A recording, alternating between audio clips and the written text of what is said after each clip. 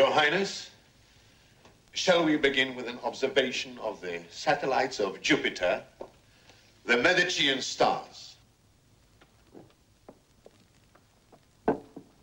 Sit down here, please. Thank you, my boy. No, I'm afraid it's not as simple as that.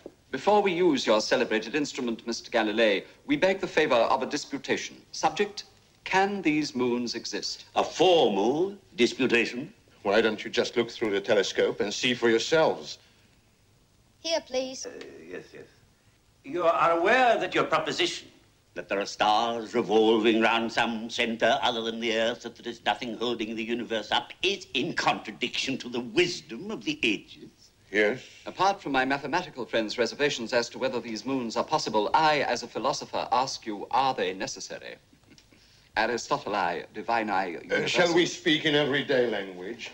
My colleague, Mr. Fedezoni, doesn't understand Latin. Does that matter? Yes. The debate will be less brilliant, but it's your house.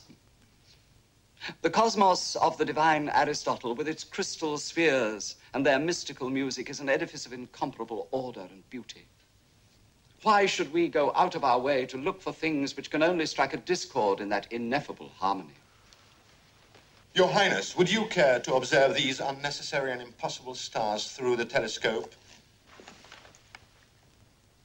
Mr. Galilei, nobody doubts that your brainchild, or shall we say your adopted brainchild, is brilliantly contrived, but one is tempted to observe that if your tube shows something that cannot exist, it must be a rather unreliable tube. How's that? So with the utmost deference, Mr. Galilei, I suggest that what one sees in your eyeglass and what is in the heavens might be two entirely different things.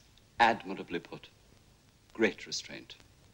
They think we painted the Medicean stars on the lens.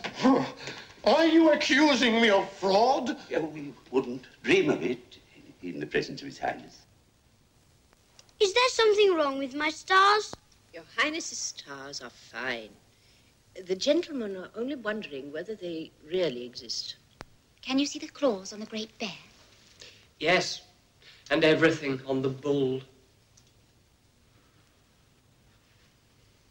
Are you gentlemen going to look or not? Certainly.